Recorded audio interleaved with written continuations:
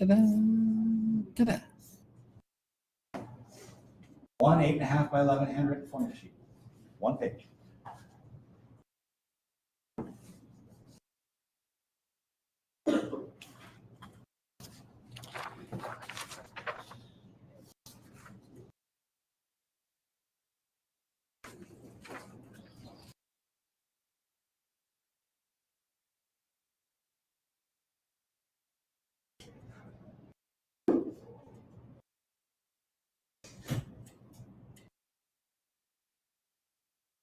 Mia, I'm about to alleviate your problem or your complaint.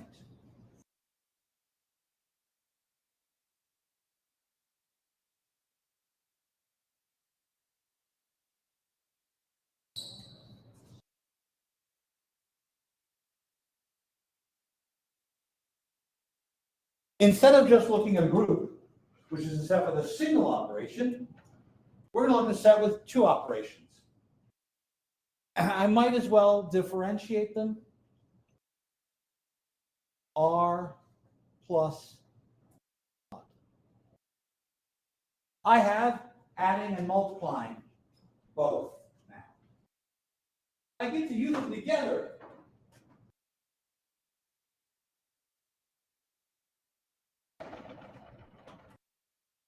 I'm going to use this idea to extend our algebraic structures from groups. We're going to call this a ring if we have 3 properties.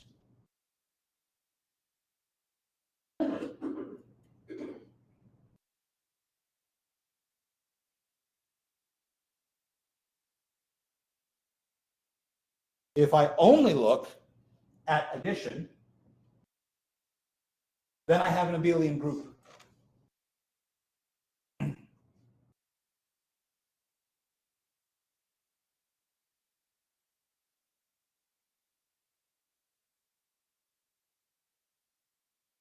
My multiplication is associative, and the distributive rules work.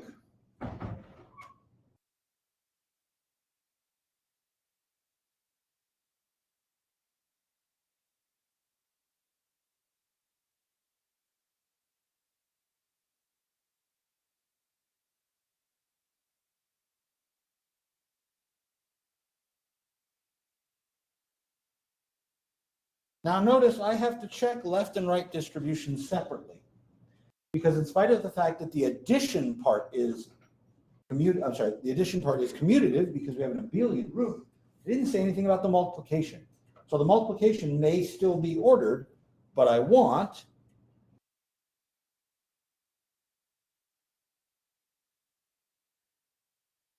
to be able to distribute from the left and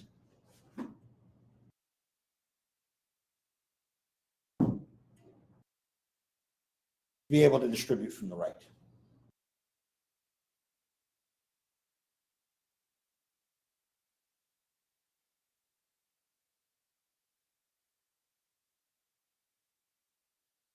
Best part. Every number system you have used is a ring.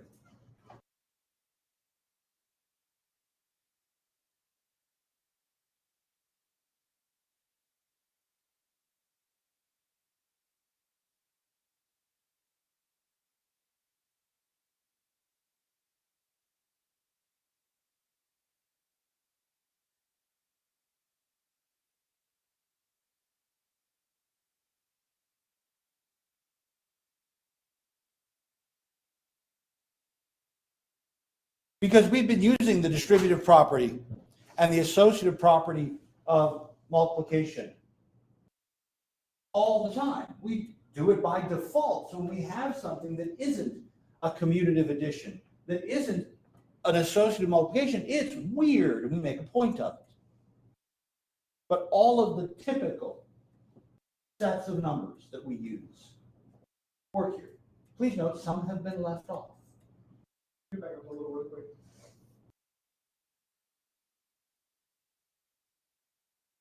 set of numbers that's not on that list. Ah, and why wouldn't the natural numbers be on that list? There's no negatives, so you don't have like I don't have inverses. They're not a group. They can't be part of this set. Okay. Is there another one?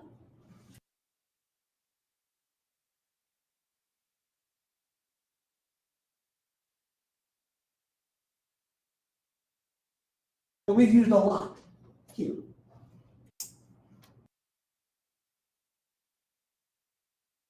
Like managers with like the envelope at the bottom. Yeah, so ZN's not up there. But we know how to do addition mod n. I need to figure out the multiplication part if I want to try and do that. But even more examples already exist.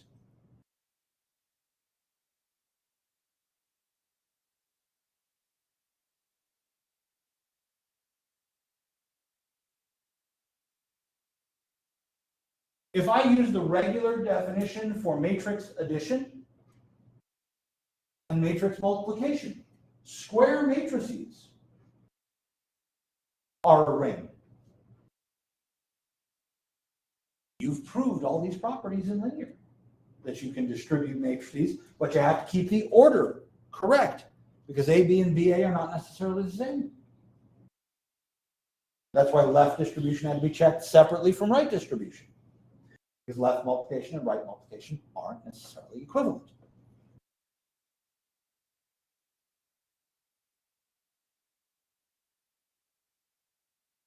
Here's a familiar looking set.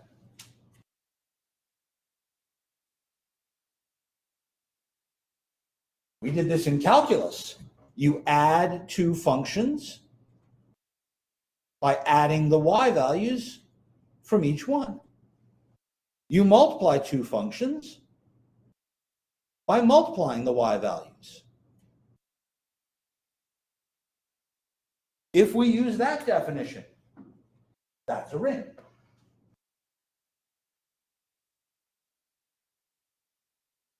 Under the, quote, regular rules of algebra.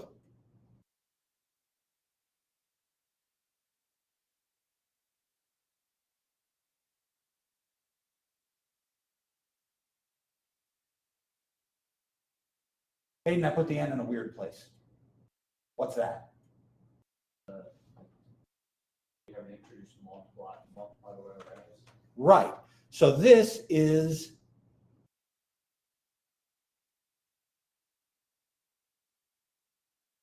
subgroup generated by n. If I think of it as a group, right? Now I want to try and think of it as a ring. So let's use the normal ideas of addition and multiplication. I know this works as a group. Does it work as a ring?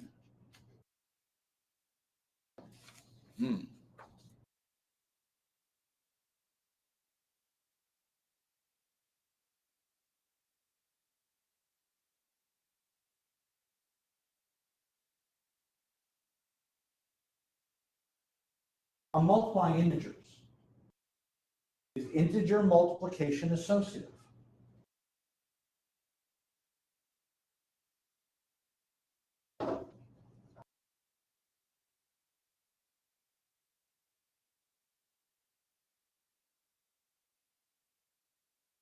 Is that a true statement?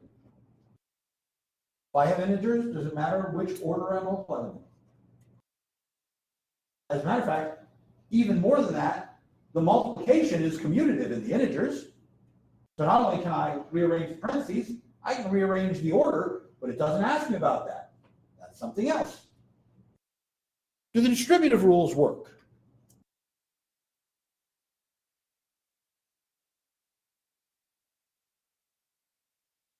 Well, yeah, when I'm dealing with integers, I know that's true.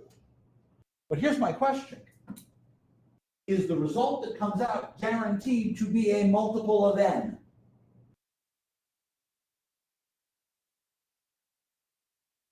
If Because I'm not looking at all the integers, I'm looking at stuff in here.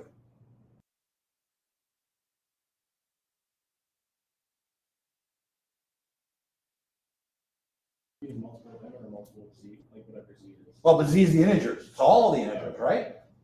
So nz is every integer. Now pick a number. Anything other than 0.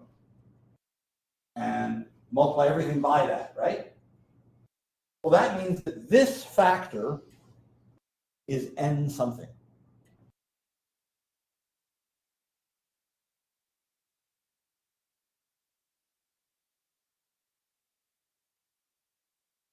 If all three of those are in nz, then not only do I get one n, I actually get two n's in every piece, right?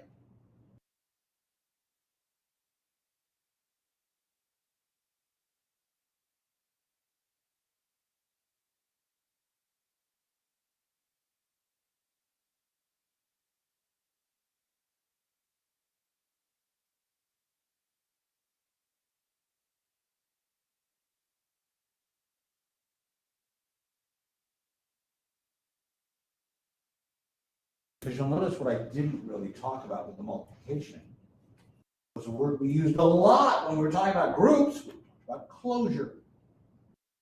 I had to check closure.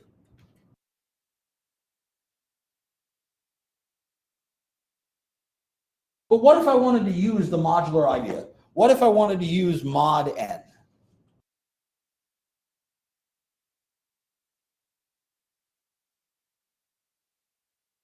Well, if I want to use Zn, I need to do two things.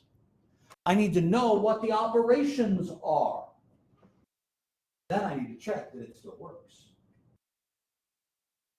So my first question, this is my set.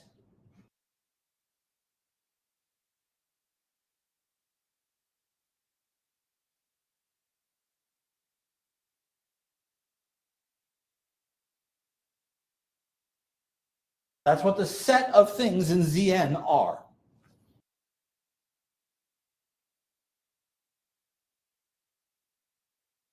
What are the operations?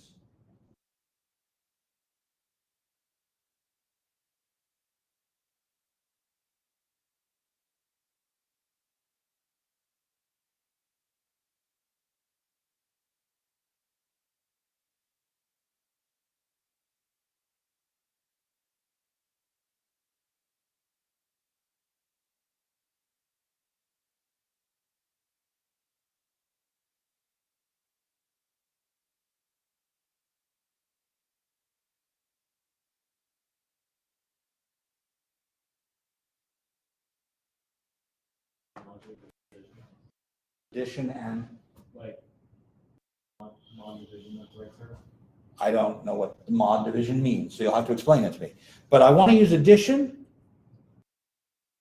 but then how do I add in here?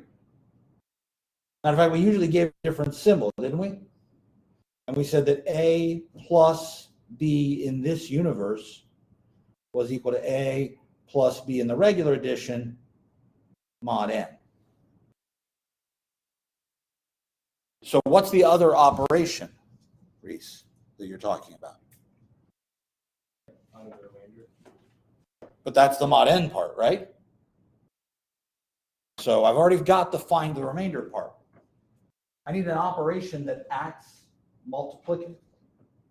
I want to do multiplication in that universe. Would it be the multiplication with the n? Which we did back in discrete. We multiply and then take the remainder. See, I wasn't quite sure how you were saying it. And that's why I wasn't giving you the credit for coming up with that. I'm like, I'm not sure. But then I could say, oh, what we want is multiplication mod n, where A and B is AB mod n. Multiply, then take the remainder.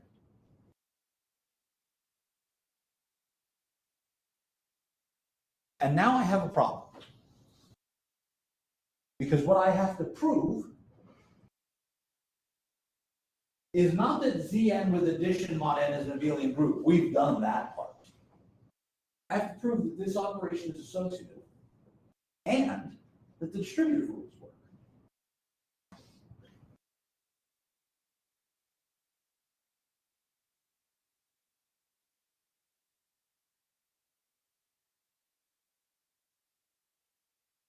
Now, believe it or not, we did do this proof already in discrete. It was a long time ago, man. I don't remember that at all.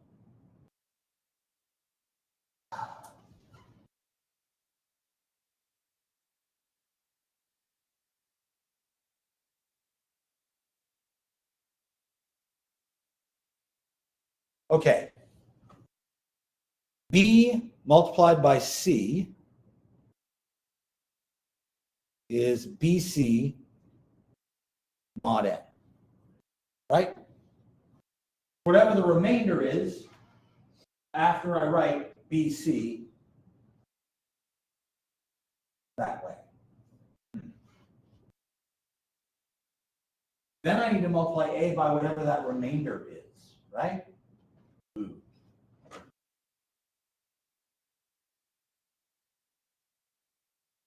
Okay, let's back up even further. If I know that B and C are doing remainders mod N, then A, B, and C can be written as something in our set plus some multiple then. Then I can switch to regular integers.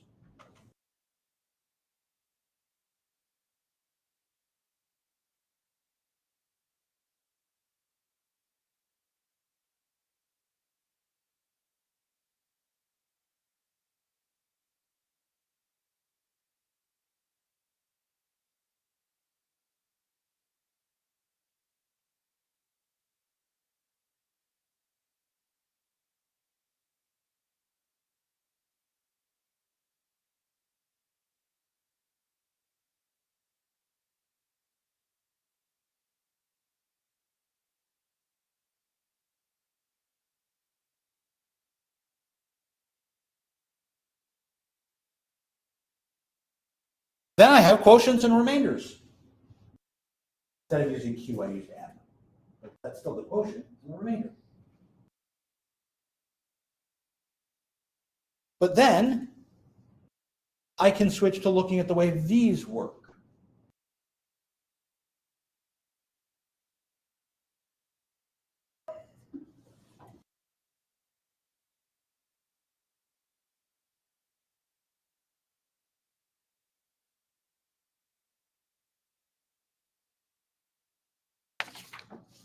Notice I didn't write a dot N in ABC, did I? Because these are also regular integers. If you're in Zn, you're a subset of the integers. Come down further. So I can treat A, B, and C not only as elements of Zn, but I can treat them as elements of the integers. Okay.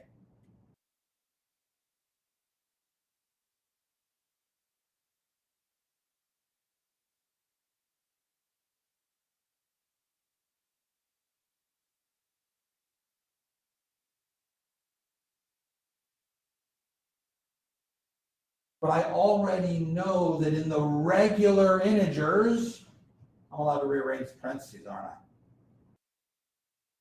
I? I just shortcut this entire thing.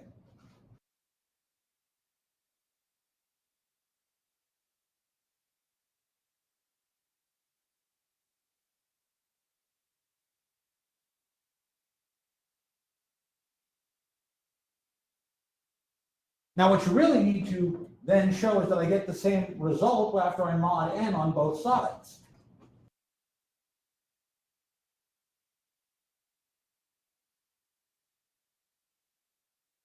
But on both sides, I'm going to get R1 times R2 times R3, aren't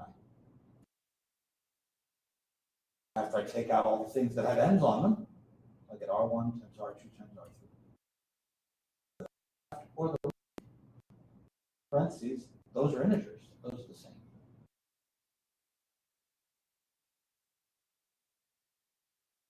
In one sense, I am saying kind of what we said when we talked about subgroups. The property of associativity is inherited by the smaller set. Huh. So is that a fact that we can use in the future? Or Yes. Is that, okay. Associativity proofs are usually very difficult. More often we make the appeal to, hey, I know in the bigger set, this is associative. I'm gonna run with it. Yeah, oh yeah. Mhm.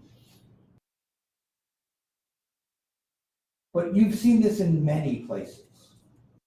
You really have. We just don't always think of it like this.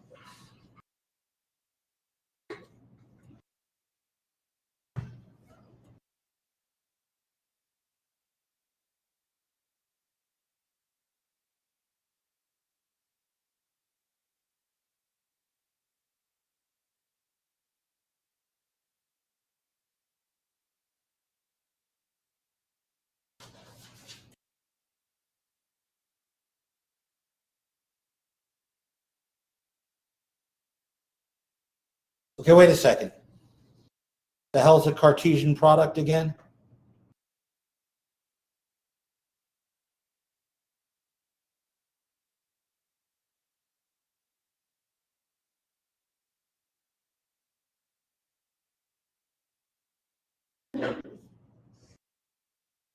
It's like a set paired with a set in a way. I don't know how better to describe it. It's very kind of like, the Cartesian coordinates. That's exactly what I want to think of. Only now I've got n of them. So instead of having ordered pairs, ordered triples, I'll have ordered however many's. And each one element within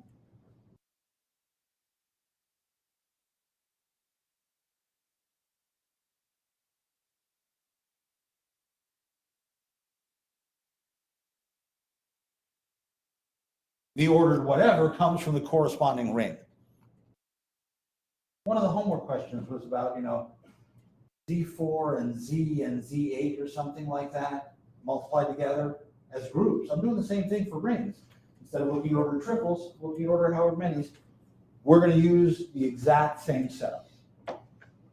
But the best part, just like with groups, when I took the product of the groups, two groups, I got another group. When I take the product of two rings, I get another ring. The issue is that the operations might not be the same all the way through. Like we were doing Z4 and Z6, then one of those operations would be mod 4, the other one would be mod 6. I'd still have to do the same sort of addition, but adding mod 4 in the first coordinate, mod 6 in the second coordinate.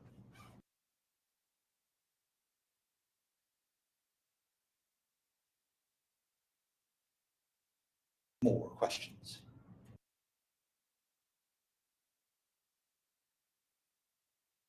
If I'm going to use both addition and multiplication, then I need to think about the way we've written the properties in our group.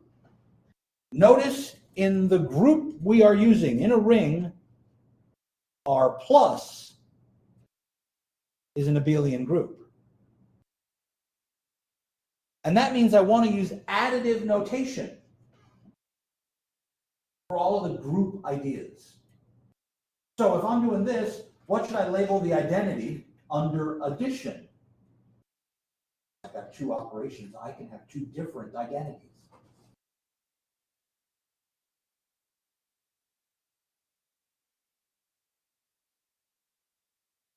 It should be 0.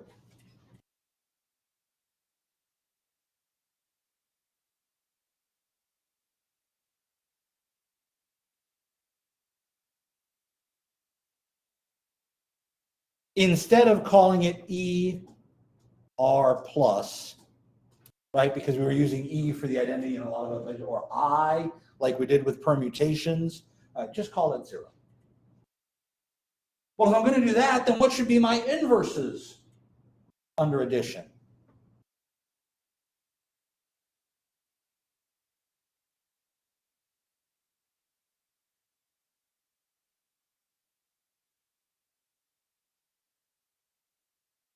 What do you add to something to get 0?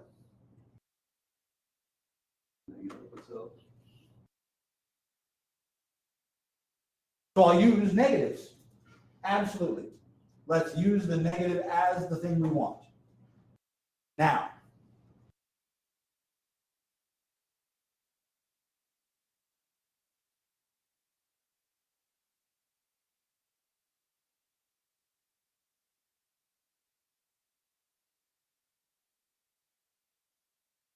here's where things start to be a pain in the ass.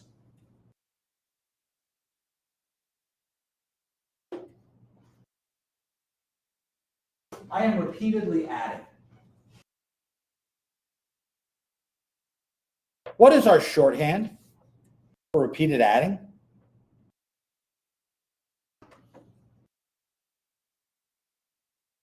Notation? Or Exponentially. sorry, summation. But sigmas would be one shorthand. But if I want to write 3 plus 3 plus 3 plus 3 plus 3 5 times, what do I write? 5 times. And wait a minute, I have an operation called multiplication here, which may be different.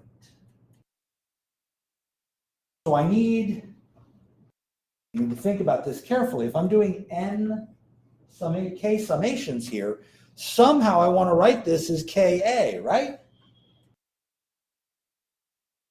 But that may or may not actually be equal to the product using the multiplication operation. That's not necessarily equal. And it's only equal in some occasions. That's weird. And it depends on the things that are in the entries A. Here's a problem. So far, I've been thinking of the entries of my ring as numbers. We already saw that they could be functions too, right? When you multiply a function, that isn't necessarily the same thing you get when you add that function to itself a certain number of times.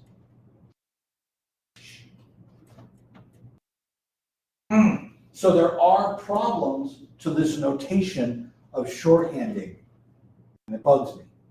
But that also means that I want to write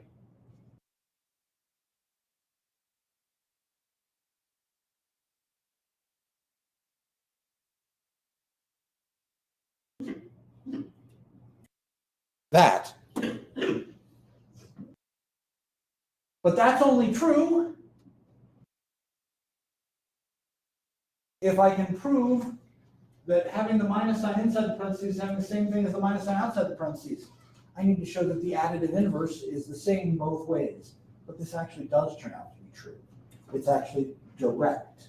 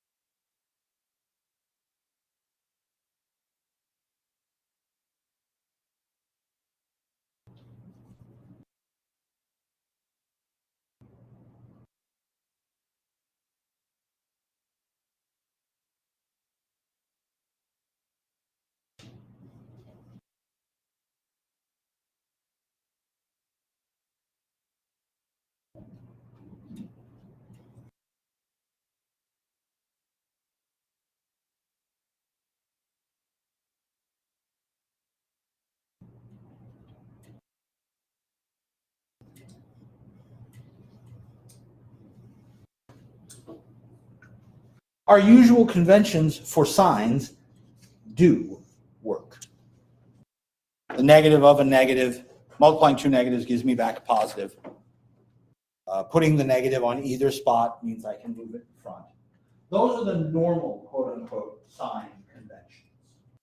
And they're true in every ring.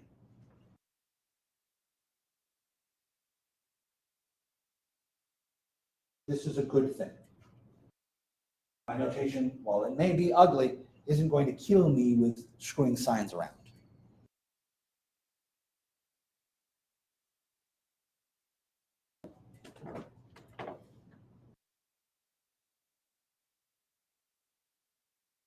Questions?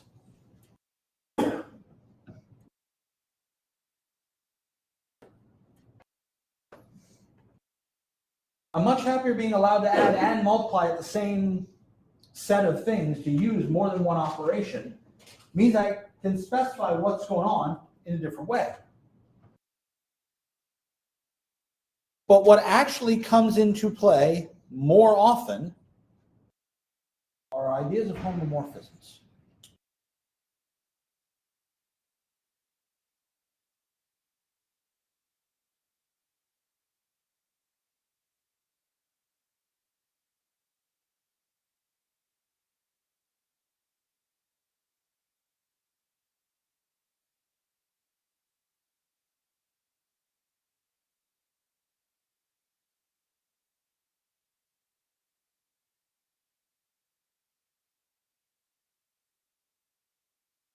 All right, wait a minute. R1 and R2 could be totally unrelated to each other.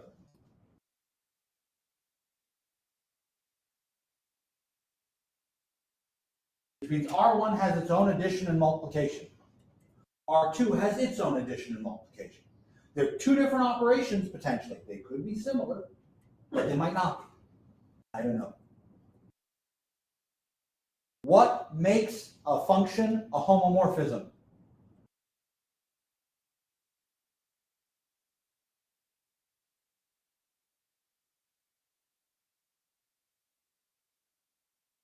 If there's a bijection between like whatever's being mapped into whatever's mapped into, and the homomorphism property holds.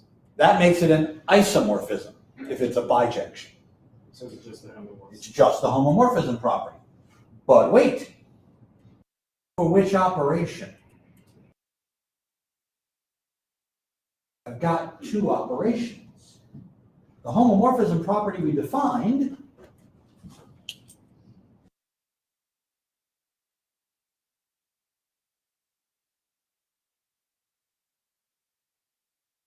could be written like that in a group when my group is using addition. But it could also be written like this.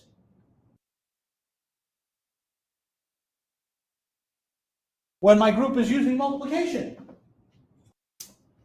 But now I've got both. Which means I actually need it to be true for both.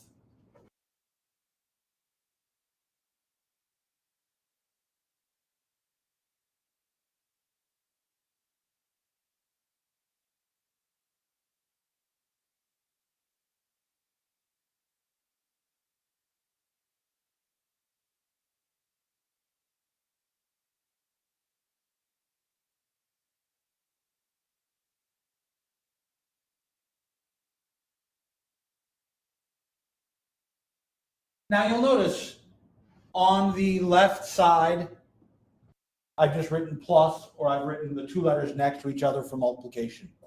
On the right side, I've just written plus. I've just written the two numbers next to each other for multiplication. I have to know that on this side, those are the operations in ring 1.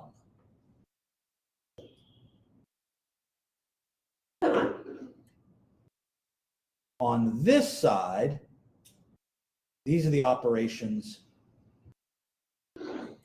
in ring 2. If they're different, that matters.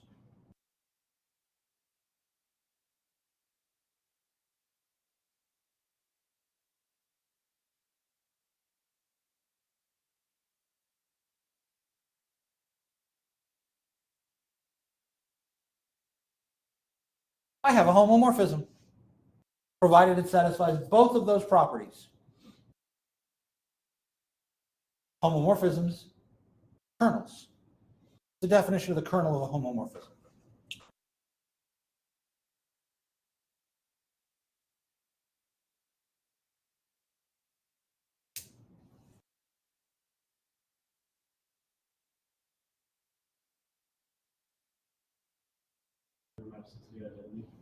So whatever goes to 0.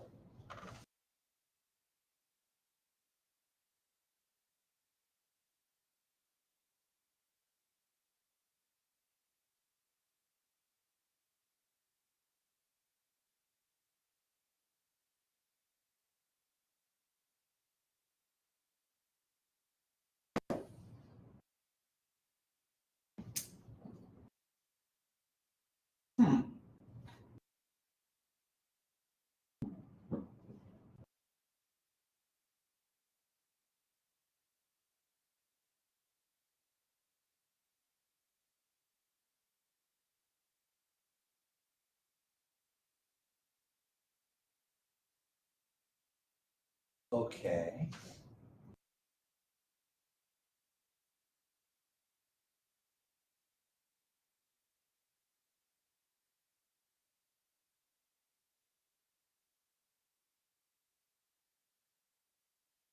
Let's use that set of functions that was in the homework problems. Let's use that with the normal rules for adding and multiplying functions. I want to define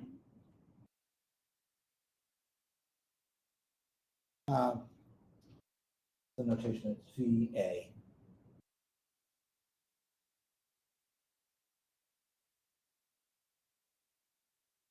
I'm going to define a function that I think is a homomorphism from the set F to the real numbers. And I'm going to define it by phi A of a function is F of A.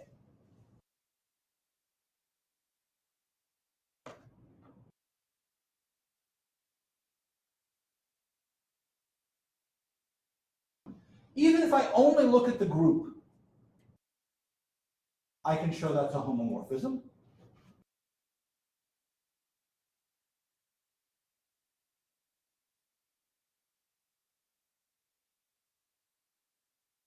Because the definition of doing F plus G of A is F of A plus G of A, and that is phi A of F plus phi A of G. But now with the ring, I want to look at multiplication as well. And I go, oh, well, then I'm going to evaluate the product FG. Well, that's FG at A. But by definition, that's F of A times G of A. And that's exactly phi A of F times phi A of G. So it satisfies both versions of the homomorphism property.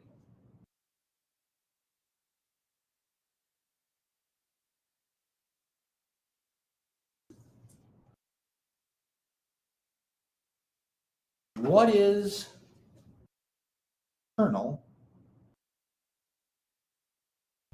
of phi A?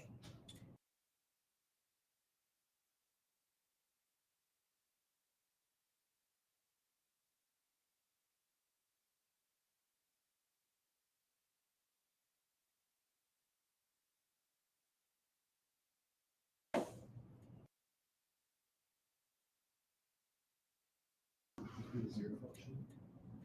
So the only place, the only function, right, because kernel of phi of A is in the set of functions. It's the set of functions that get mapped to the identity. Kernel of phi of A is a subset of F. Is it only the zero function? So what other functions could it be? Well, let's just look at the definition. The definition of a kernel is the thing, so phi of that element is 0.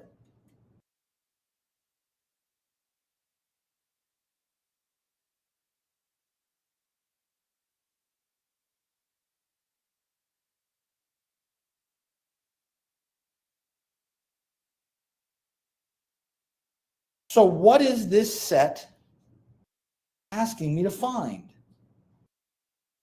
It's asking me to find functions. The functions have a particular property.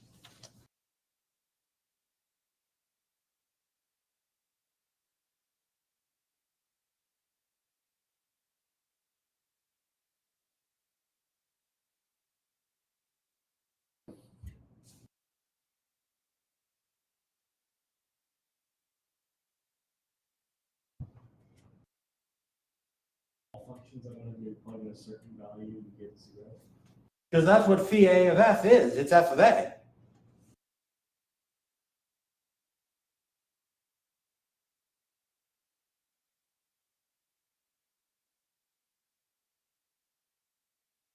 So I'm asking you to find all the functions that go through that point.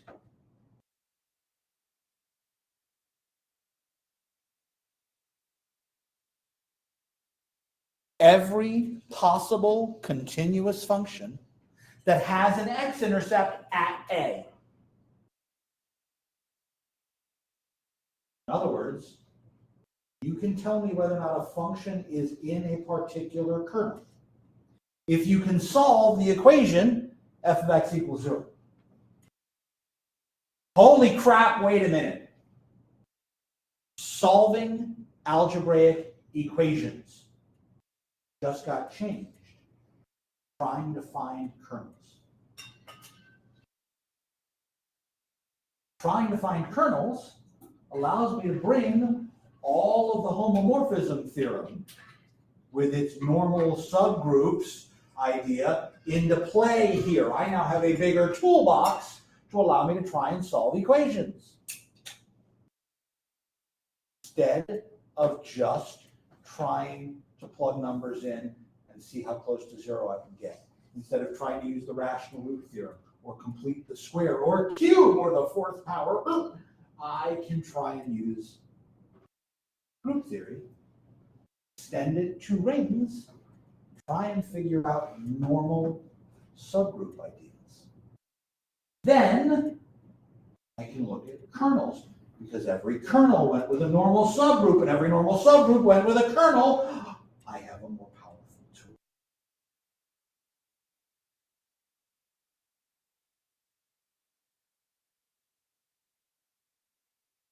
This is a big deal. Not immediately, but it will be a big deal.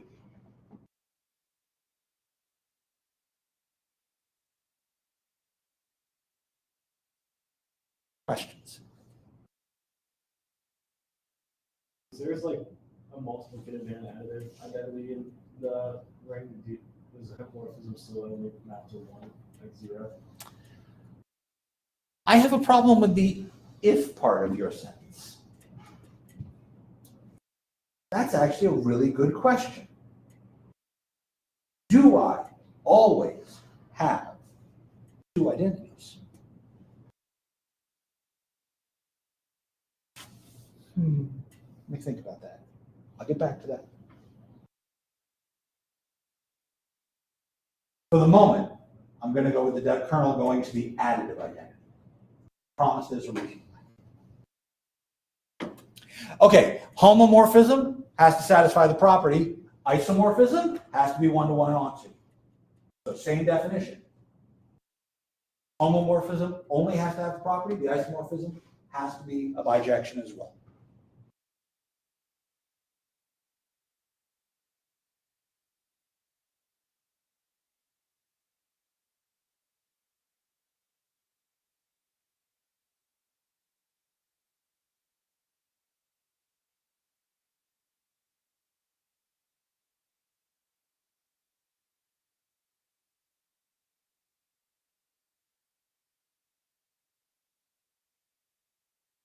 Again,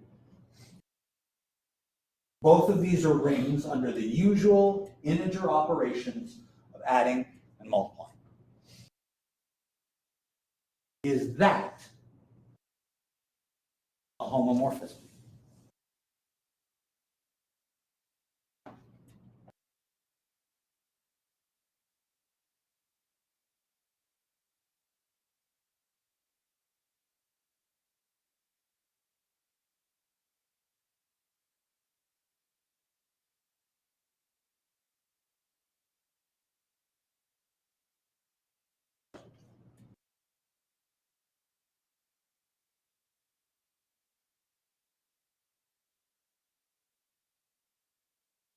Write out the homomorphism property two ways. Write it out for addition, write it out for multiplication, see what happens.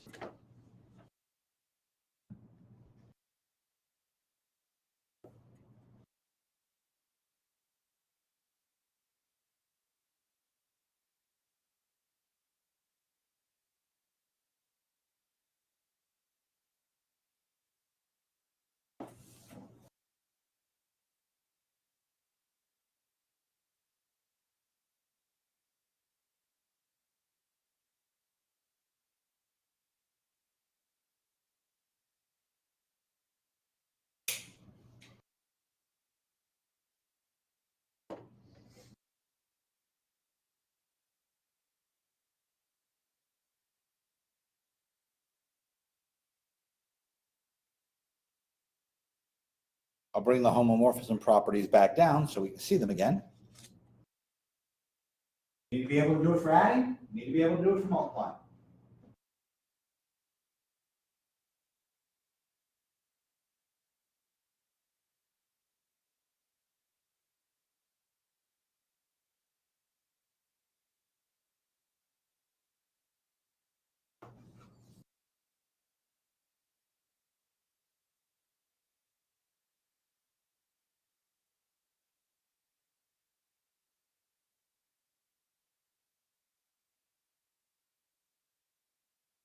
What are the right sides of those two expressions?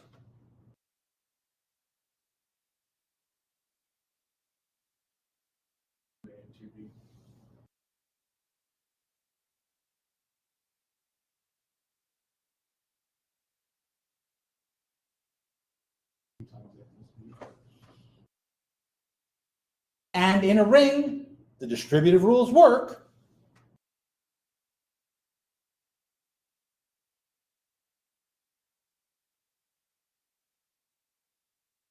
So that homomorphism property is perfectly fine. Let's do the multiplicative one.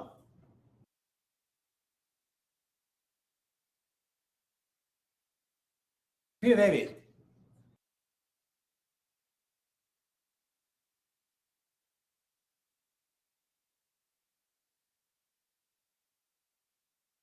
Wait a minute.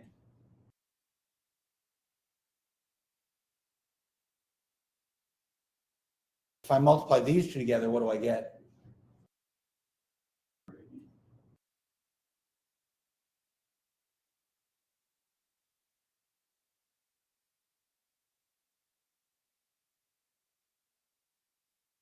That's not a ring homomorphism. It is a group homomorphism if we use addition, but it is not a ring homomorphism under the multiplication.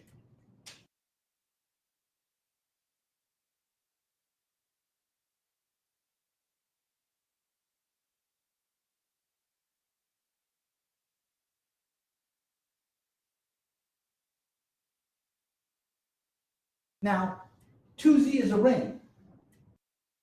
Standard operations of adding and multiplying. On its own, it's a ring.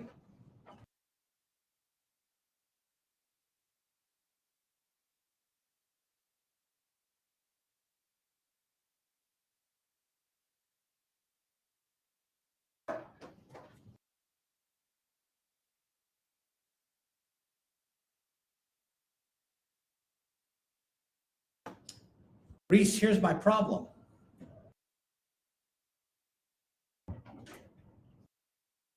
What numbers are in the ring 2z? Where's my multiplicative identity? I don't have one.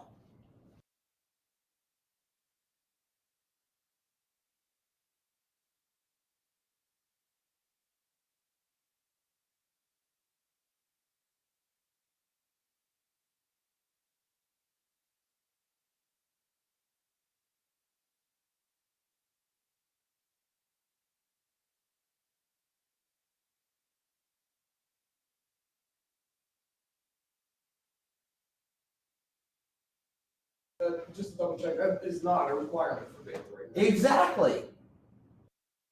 I don't have to have an identity for multiplication. I have to have an abelian group for addition, which means I have to have an identity for the addition. I never said anything about having to have an identity for multiplying. Crap! That's why I don't define a kernel in terms of the multiplication, because this ring doesn't have a multiplicative identity. A lot of rings don't have multiplicative identities. A lot of rings that are very useful don't.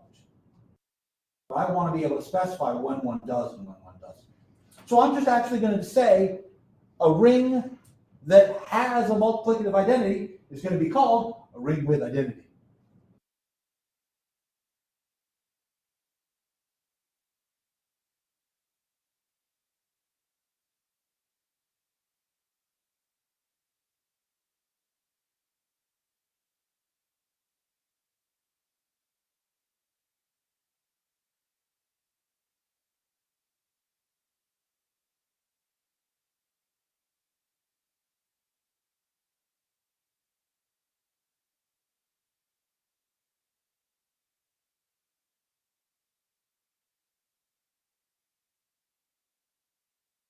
But more often than not, because identity bugs me, actually scratch that underlined phrase.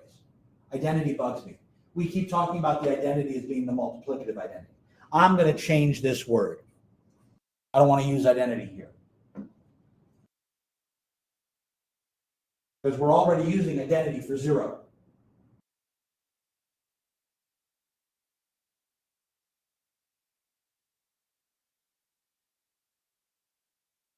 I need you to cast your mind way back to end of August, early September,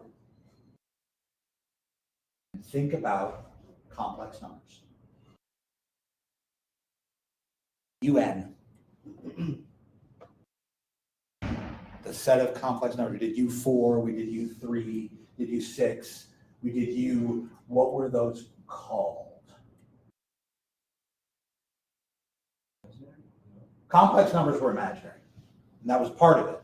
But the numbers, the set of numbers U4, we called the set of numbers U4 something.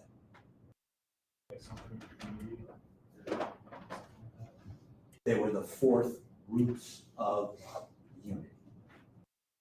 That's the word I'm going to use. Instead of using identity, because that already means zero, I'm going to use unity. And that's what we'll call our multiplicative identity.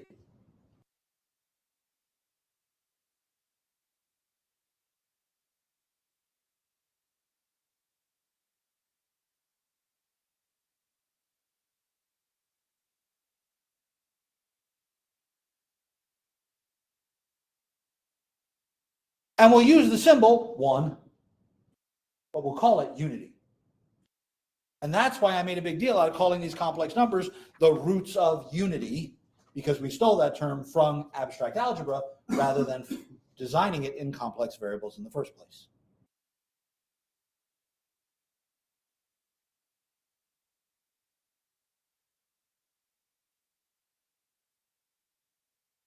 So 2Z is a ring without a unity element.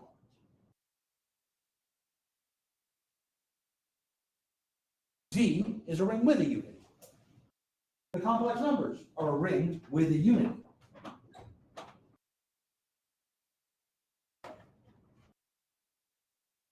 Matrices. Remember, we said square matrices were a ring. Does the set of square matrices have a unity?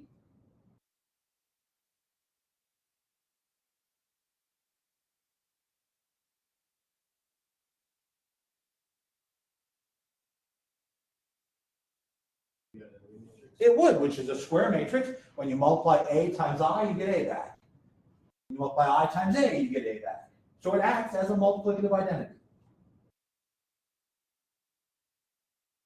Like I said, lots of rings that are very useful have identities. Lots of rings that are very useful don't.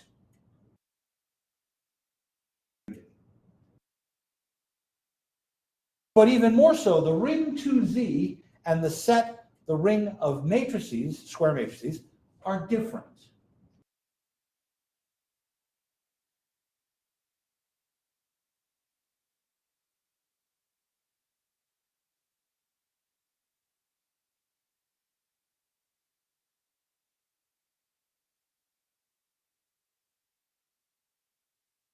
I use abelian for groups. And we said in every ring that the addition operation was abelian. So I already have abelian built into my ring for the plus, but for multiplication. In matrices, I know it's not commutative. A times B and B times A are not necessarily the same thing. But in 2Z, no matter what order you multiply integers in, no, not at all.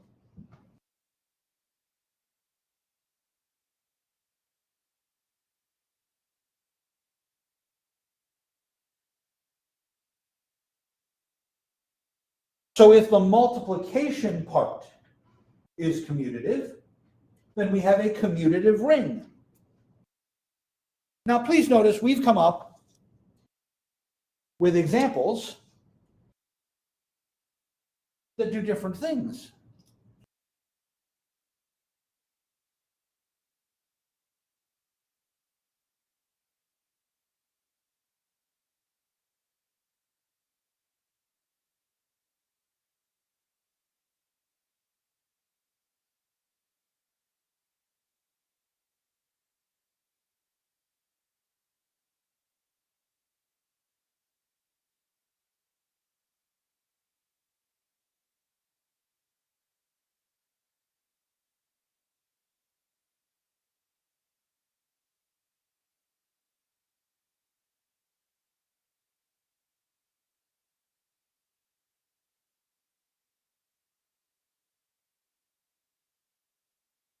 The integers are commutative and have an identity. The even integers are commutative. Sorry, I wrote it down the wrong way 3 times in a row. Erase that word identity. It should be unity every time. The integers are a commutative ring with unity. The even integers are a commutative ring without unity. The matrices are not commutative, but have a unity. The identity matrix. Somewhere somebody made the decision not to call it a unity matrix, and that bothers me in terms of comparing this to linear. But in the long run, unity is just another name for identity, which is why I kept slipping. It's just the other identity. We just don't want to keep saying other all the damn time.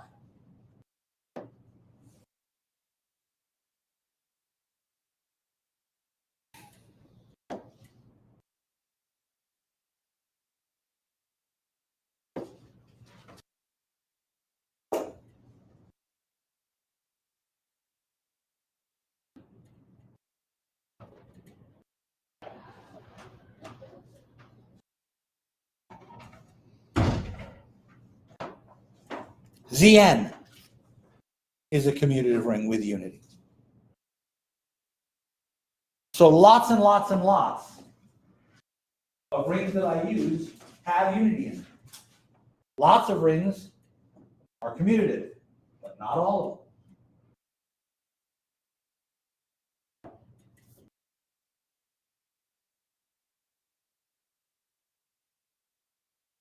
If my ring contains a unity,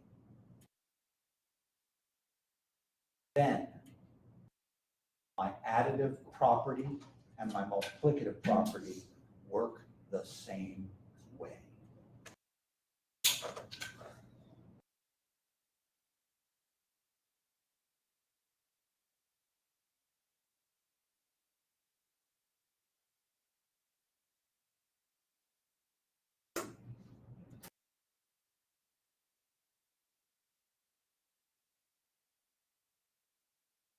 Now, with the shorthand I was using earlier, this thing on the left is n copies of 1. And this thing on the right is m copies of 1. So n times 1 is the same as m times 1. But if I do the distributive rule a whole bunch, I'm going to take this 1 times this 1. I'm going to take this 1 times this 1. What's 1 times 1? How convenient. How many copies of 1 am I going to get when it's all said and done?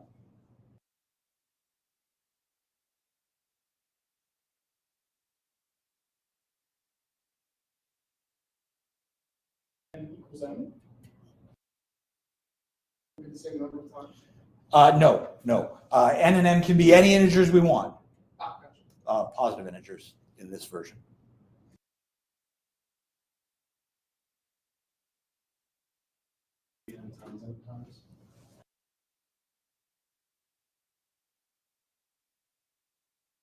Which means n times 1 times m times 1 is nm times 1. So only if I have a unity element can I be sure that my addition of coefficients, my multiplication of coefficients works the way I want it to.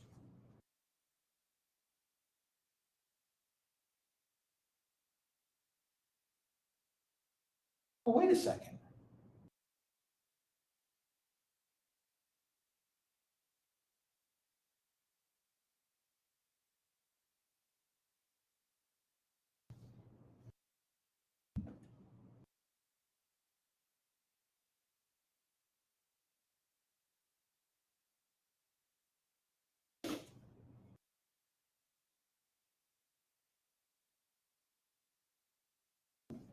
Why do I know that's true? As groups. I'm sure it's true as groups.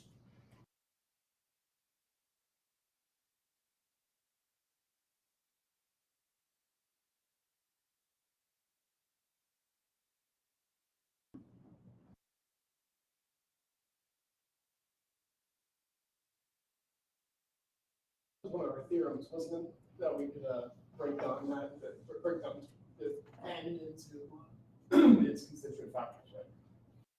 Yes, but when we broke it down, all of those different versions were not isomorphic to each other, except one. This one. Why is this the one that's isomorphic?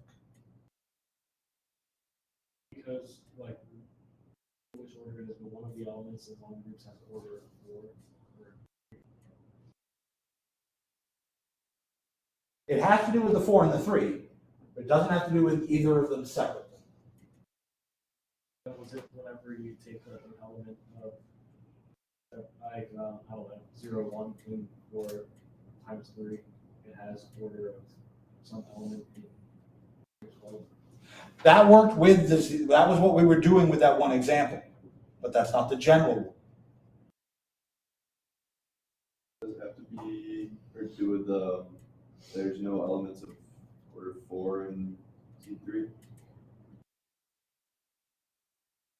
That is a true statement, and I'm not sure what it has to do with this particular operation. It has to do with the 4 and the 3, but not separately. Is it relatively prime? The other version would be 2, 2, 3, and 2 and 2 are not relatively prime, and that's it. Is there a 4 element or are there 2 elements? That was what we were doing with the Z12. But how would I show that this is a ring isomorphism? I have a map that's one-to-one and onto that works as groups. How do I do it for rings? Oh, I use this. Consider the element 1. That's a generator as a group, right? But it's also the same as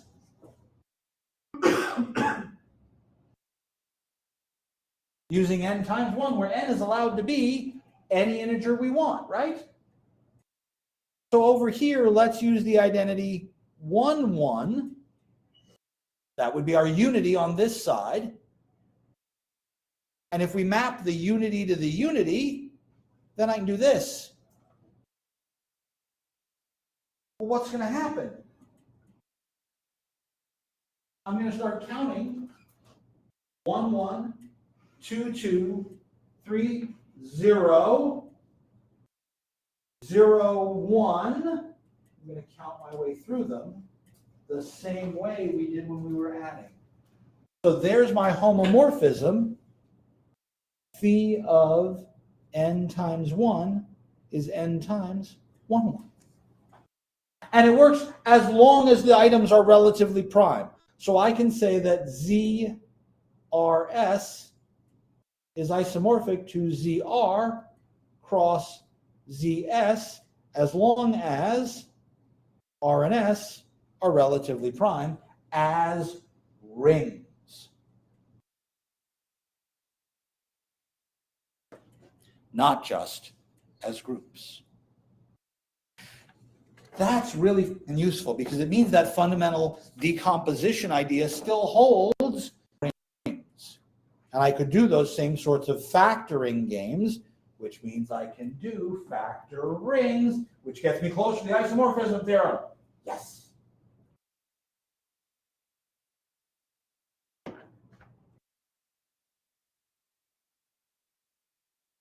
You ready for a stupid example? I'm going to give you my stupidest ring in the universe.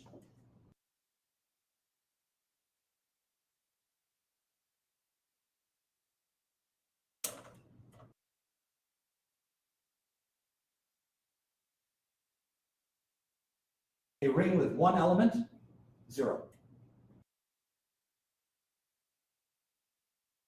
This is an abelian group. If you add 0 to 0, you get 0. And it doesn't matter whether you add the 0 on the left or on the right, you get 0. The inverse of 0 is negative 0, which is 0. I contain inverses. I contain the identity. I'm associative. That's a group. And it's abelian. Distributive rules. 0 times 0 plus 0 is 0. Whether it's left distribution or right distribution, it works the same way. 0 times 0 times 0, whether I have the parentheses on the left or the right, it's 0. This is a ring. It's a commutative ring. It's a commutative ring with unity.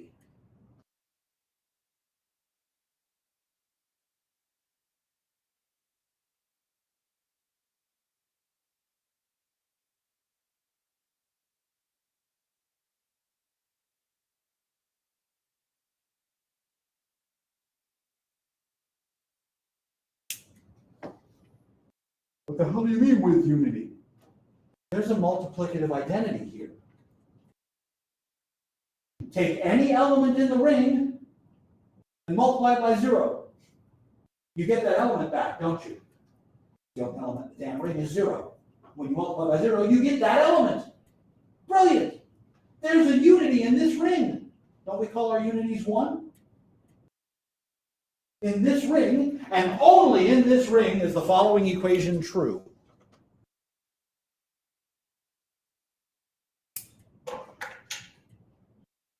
For years, we've been going, no, you can't set 1 equal to 0. That gives you a false. Here it is. Here's the only place in the universe where that actually works. Surprise. Happy Halloween, there's your treat. Look, people, I didn't bring this for nothing.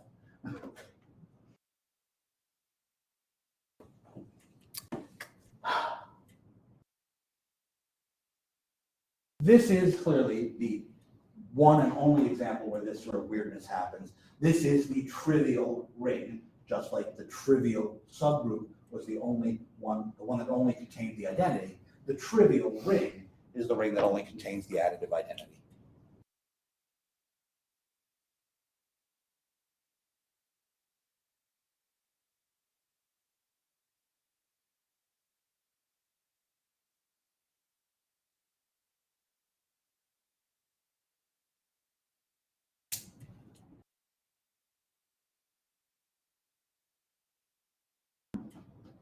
It's also often just called the zero ring.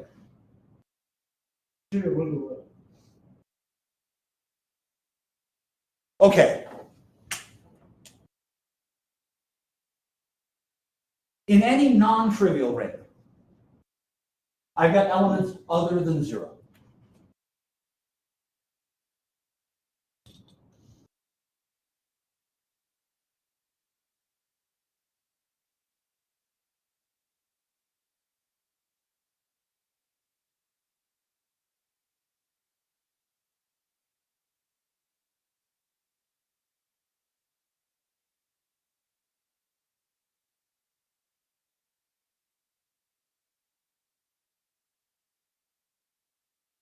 So in a ring with unity that's not the trivial ring, the two identities, the identity and the unity, will be different things.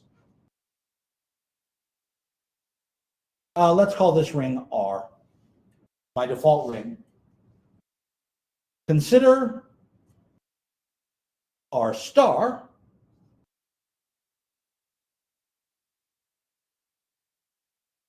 all of the elements of R except the 0 element. Okay, this is like Z star and Q star and R star. We've used this notation before.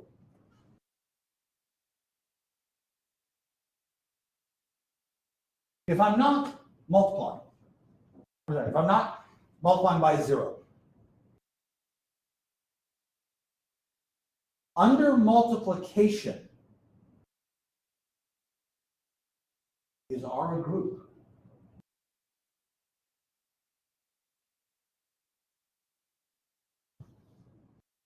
Is R star a multiplicative group?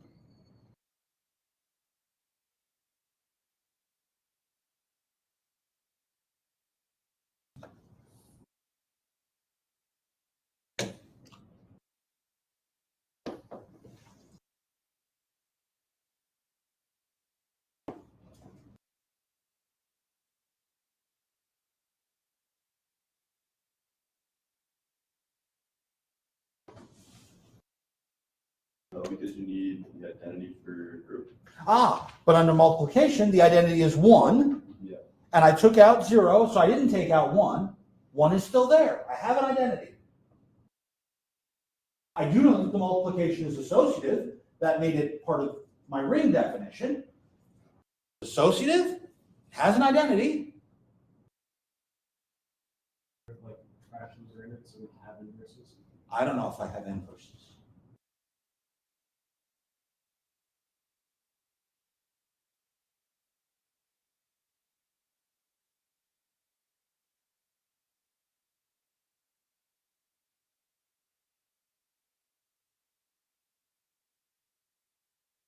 So here's the problem.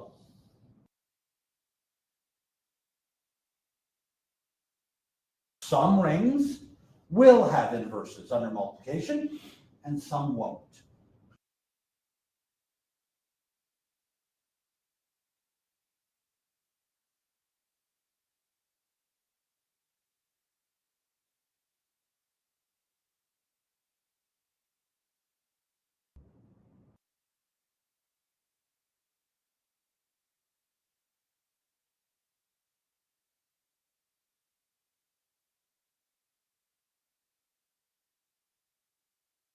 If A has a multiplicative inverse in R star,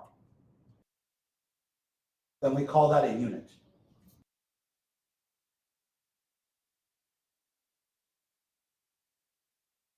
So answering the question of whether or not it is a multiplicative group requires me to figure out whether I have units or not. And then the question is, how many units do I have? Does everything have an inverse or not? We will continue to explore this next Thursday. Tuesday is the test. And I already told several people I am already the scariest possible thing you can be for Halloween because I'm a math teacher with an exam coming up.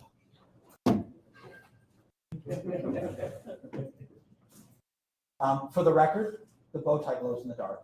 The edge lights up in time with my voice, and the horns were glued on, which is why I didn't wear them again today.